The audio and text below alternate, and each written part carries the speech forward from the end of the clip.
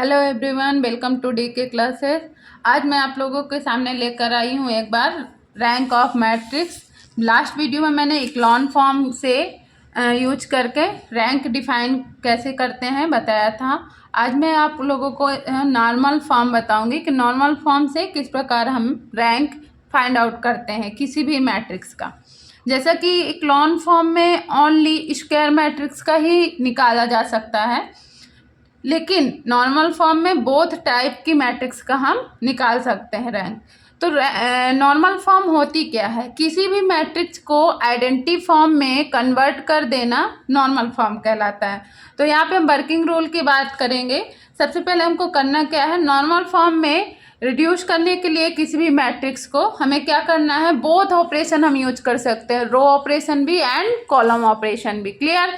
जबकि इक्लॉन फॉर्म में हमने बताया था कि हम रो ऑपरेशन अप्लाई करते हैं और डायगोनल एलिमेंट के नीचे के सारे एलिमेंट को जीरो करते हैं। लेकिन नॉर्मल फॉर्म में हम row and column both operation use करेंगे। लेकिन याद रखिएगा, जो हमने बताया था कि रो के साथ ऑपरेशन लगेगा एंड कॉलम का कॉलम के साथ, रो को कॉलम के साथ ऑपरेशन नहीं लगेगा। क्लियर?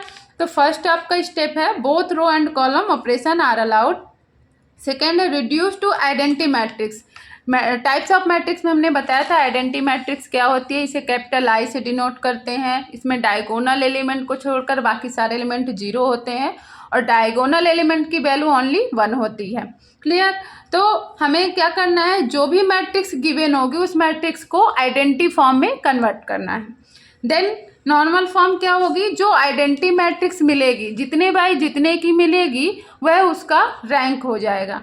तो rank of is equal to N, where N is the number of non zero row भी कह सकते हैं, ये कह सकते हैं कि order of identity matrix. Clear?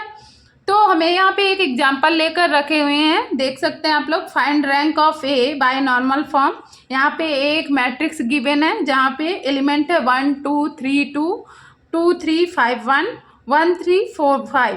तो यहाँ पे आप देख रहे हैं मैंने स्क्वायर मैट्रिक्स नहीं लेकर रखी है। यहाँ पे आप अगर काउंट करेंगे तो आपको मिलेगी कि नंबर ऑफ रो यहाँ पे कितनी है, 1 2 एंड 3 रोज है। एंड नंबर ऑफ कॉलम की बात करेंगे तो 1 2 3 4 कॉलम है। तो ये इस तरीके से इसका ऑर्डर क्या है, 3/4 की हमने मैट्रिक्स यहाँ पे लेकर रखी हुई है, आप लोग देख सकते हैं। तो हम चलिए इसको सॉल्व करते हैं, कैसे हम इसको नॉर्मल फॉर्म में कन्वर्ट करेंगे। क्लियर? तो बात करते हैं इसके सोल्यूशन की। हमें गिवन है, देखिए यहाँ पे हम लिख रहे हैं गिवन ए आपका दिया हुआ है, क्या दिया है, 1 2 3 2 2 3 5 1 एंड 1 3 4 5। ठीक है, ऑर्डर हमने बता दिया है, 3/4 की मैट्रिक्स है। ठीक है, इसे हमें आइडेंटिटी फॉर्म में कन्वर्ट करना है। तो सबसे पहले याद रखिएगा स्टूडेंट, हमको क्या करना है, हमको ये हमारा डायगोनल एलिमेंट है, ध्यान दीजिएगा 1 3 4 ये डायगोनल एलिमेंट है। इनको छोड़कर नीचे के सभी जीरो हो जाएं और इन्हीं को छोड़कर बाकी के सब जीरो हो जाएं। क्लियर ना? तो हमको सबसे पहले इनको और इनको अगर जीरो बनाना है तो हम रो ऑपरेशन अप्लाई करेंगे। डायगोनल एलिमेंट के नीचे के एलिमेंट को जीरो करना है तो रो ऑपरेशन, एंड ऊपर के एलिमेंट को जीरो करना है तो कॉलम ऑपरेशन अप्लाई करते हैं। क्लियर? तो चलिए सबसे पहले हम 2 एंड 1 को अगर जीरो करें तो हम क्या लगाएंगे, R2 इक्वल टू हम लिख सकते हैं tends to R2 minus 2R1। Clear? And R3 tends to R3 minus R1। क्यों ऐसा कर रहे हैं? क्योंकि आप देख रहे हैं हमने कहा था क्रॉस मल्टीप्लिकेशन, 1 का अगर 2 के साथ करें और 2 का 1 के साथ करें तो ये आपस में इक्वल हो जाएंगे, तभी ये आपस में जीरो हो पाएंगे। क्लियर? सेम इसको हम डायरेक्ट कर रहे हैं क्योंकि ये सेम वैल्यू है, तो इसे इक्वल करने की नीड नहीं है, तो हम क्या करेंगे, डायरेक्ट माइनस कर देंगे। तो देखिए operation only R2 and R3 में लग रहा है, तो R1 में नो चेंज। क्लियर? तो क्या आ जाएगा आपका एज इक्वल टू क्या आएगा आपका, देखिए आपका R1 एज इट इज रहेगा 1 2 3 2। R2 में हम क्या कर रहे हैं, R2 minus 2R1, तो यहाँ पे R2 2 है, माइनस 2R1, 2 का मल्टीप्लाई करिए इसमें तो 2 हो जाएगा, 2 minus 2 0, अगेन 3 माइनस 2 2 जा 4, तो क्या आएगा माइनस का 1। फिर 5 माइनस 2 3 जा 6, तो क्या आएगा माइनस का 1। अगेन 1 माइनस का 4, तो माइनस का 3। आई होप आप लोगों को ये समझ में आ गया होगा।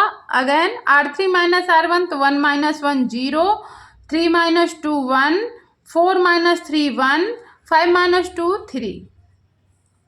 ठीक है, अब आप देख रहे हैं स्टूडेंट सेकेंड रो में सारे एलिमेंट माइनस के हैं, तो हम क्या करेंगे -1 का स्केलर मल्टीप्लिकेशन करेंगे R2 में। तो हम लिख सकते हैं R2 टाइम्स 2 -1 इंटू R2। ठीक है, ऐसा कर दें तो हमें क्या मिल जाएगा, a इज इक्वल्स टू ये आपको मिल जाएगा 1 2 3 2 0 1 1 3 0 1 1 3। आई होप यहाँ तक आप लोगों को समझ में आ गया होगा।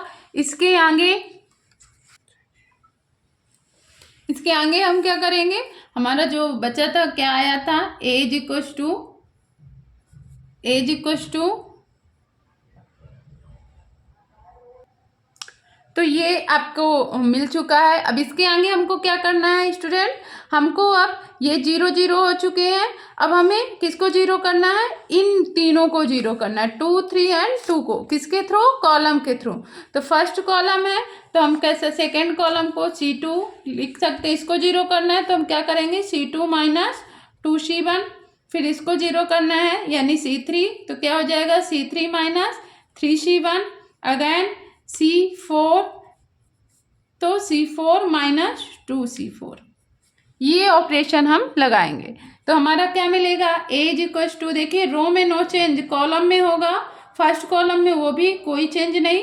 सेकेंड कॉलम हम क्या कर रहे हैं, C2 माइनस 2C1, तो 2 माइनस 2 0, फिर 1 minus 0 1 1, again 3 minus 3 0, 1 minus 0 1 1, 2 minus 2 0 3 3।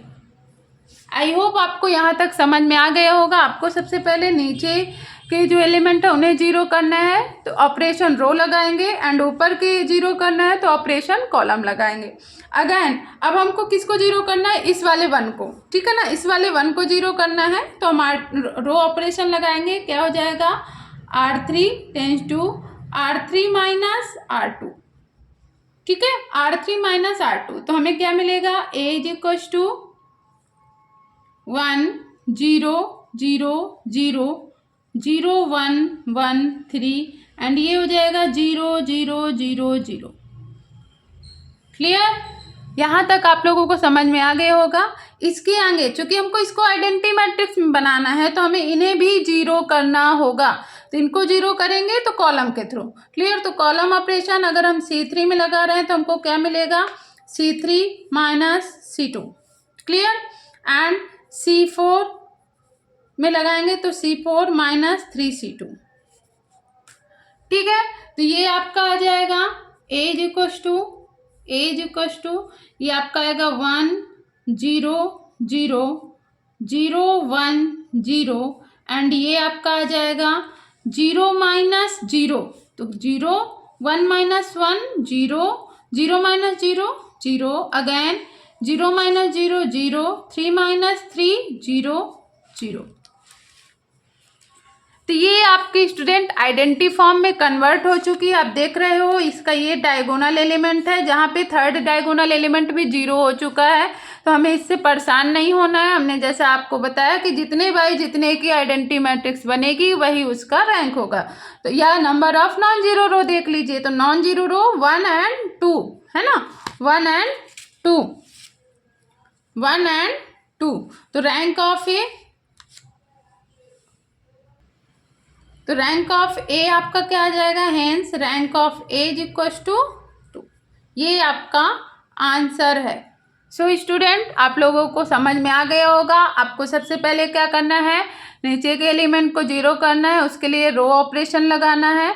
Then first row के सेकेंड थर्ड एंड जितने भी कॉलम हो, फर्स्ट कॉलम को छोड़कर बाकी सभी कॉलम के फर्स्ट एलिमेंट को 0 करना है, उसके लिए कॉलम ऑपरेशन लगाना है। अगेन नीचे फिर हम आएंगे और सेकंड या थर्ड या फोर्थ जितनी भी रो होंगी उनके एलिमेंट को 0 करेंगे।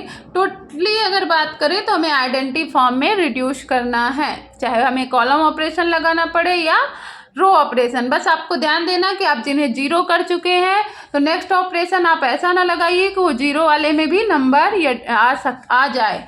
क्लियर? तो आई होप आप लोगों को समझ में आया होगा। एक एग्जाम्पल मैं आप लोगों को दे रही हूँ, आप लोग सॉल्व करिएगा। कोई भी डाउट हो तो प्लीज़ कमेंट करिएगा एंड प्लीज़ वीडियो को लाइक करें, सब्सक्राइब करें एंड शेयर करें। एग्जाम्पल ये आपके सामने है। ए इज इक्वल्स टू 1 2 3 2 3 4 3 4 5। इसे बाइनॉर्मल फॉर्म आप लोग सॉल्व करिएगा। आई होप आप लोगों को समझ में आ गया होगा कि नॉर्मल फॉर्म में हमें करना क्या है, कैसे हम रैंक डिफाइन करते हैं। Thank you.